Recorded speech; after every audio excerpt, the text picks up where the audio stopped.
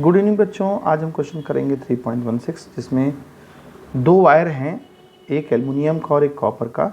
हमें बताना है कि दोनों में लाइटर कौन होगा और जो केबल होती हैं उस केबल में एल्युमिनियम का वायर ही हम क्यों चूज़ करते हैं। तो यहाँ पर हम बात करेंगे रेजिस्टेंस की। सबसे पहले रेजिस्टेंस देखें तो रेजिस्टेंस का फार्मूला होता है rho L by A one. Rho one की वैल्यू दे रखी, डेंसिटी ऑफ एल्युमिनियम दे रखा है, लेंथ दोनों की इक्वल है इसलिए इक्वल कर देंगे। एरिया हमको दे रखा है, सॉरी एरिया नहीं दिया हुआ है। अब दूसरे का रेजिस्टेंस देखिए, डेंसिटी हमारी कॉपर की 1.72 इंटू 10⁻⁸, लेंथ L है और एरिया A2 है। इन दोनों इक्वेशंस 1 और 2 को आपस में इक्वल कर देंगे। क्यों? क्योंकि उसने बोला है कि दोनों के रेजिस्टेंस सेम है, तो दोनों को हम जब इक्वल करेंगे तो देखें यहाँ पर 2.63 into 10⁻⁸ length divide by area is equal to 1.72 into 10⁻⁸ length divide by area A2।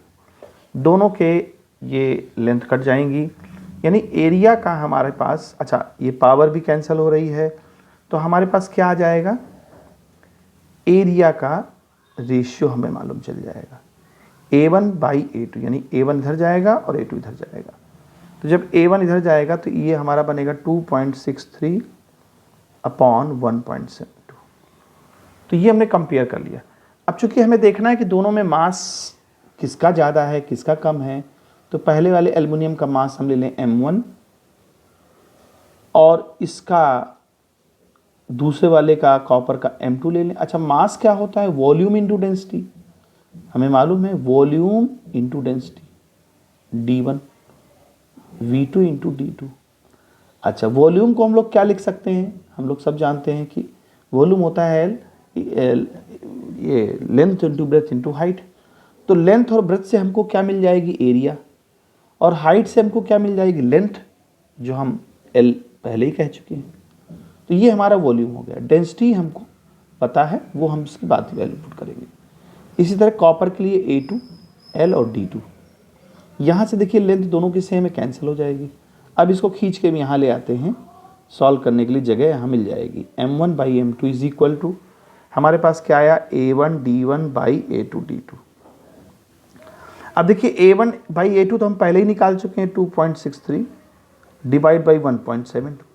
Density हमको यहाँ पर दे गई है, क्वेश्चन दी गई है। डेंसिटी जो है यहाँ रिलेटिव डेंसिटी दिया हुआ है एल्युमिनियम की 2.7 और कॉपर की रिलेटिव डेंसिटी 8.9। तो जब हम इनको सॉल्व करेंगे M1 और M2 की वैल्यू, इसको मैथमेटिकली हम सॉल्व कर सकते हैं आराम से, कोई प्रॉब्लम नहीं है। तो सॉल्व करने से ये हमारा क्या आएगा? ये हमारा अप्रॉक्स आएगा 2.16। जब इसको सॉल्व करेंगे तो 2 पॉइंट, इसका मतलब क्या है? जो पहला वाला था क्या था? एल्युमिनियम था, और दूसरा वाला क्या है? हमारा कॉपर है। ठीक है, यहाँ पर एल्युमिनियम और कॉपर है, तो यहाँ क्या है ये हमारा, ये देखते हैं कि अच्छा नहीं, ये 1 अपॉन आएगा, हम गलत लिख रहे हैं। ये अगर सॉल्व करेंगे, कोई नीचे वैल्यू बड़ी है, तो M1 बाई M2 की वैल्यू आएगी 1 अपॉन 2.16। अब इसको सीधा कर लें। सीधा कैसे? यानी उल्टा कर दें, M2 को डिवाइड कर दें M1 से, तो ये बन जाएगा 2.16। तो M2 की वैल्यू क्या हो जाएगी? 2.16 M1। इसका मतलब क्या हुआ? देखिए M2 जो है हम कॉपर को रिप्रेजेंट कर रहे थे, M1 किसको रिप्रेजेंट कर रहे थे? एल्युमिनियम। तो ये चीज़ ये बताती है कि कॉपर का वायर का मास एल्युमिनियम का 2.16 टाइम्स ज़्यादा है, यानी बड़ा है। यानी M2 जो है M1 से ग्रेटर है, और कितना ग्रेटर है? 2.16 टाइम्स। इसका मतलब इसका मास कॉपर का एल्युमिनियम के कंपैरिजन में बहुत ज़्यादा है। तो लाइटर कौन हुआ? एल्युमिनियम। और जो लाइटर होता है उसी को हम लोग जो है कम्युनिकेशन में, वायर्स में लगाते हैं। ओवरहेड वायर जो हमारे ऊपर होते हैं, जो बिजली के तार होते हैं, उनको हम एल्युमिनियम का इस्तेमाल करते हैं, क्योंकि वो हल्के होते हैं, जिसकी वजह से आसानी से उनको हम कैरी कर सकते हैं, लगा सकते हैं।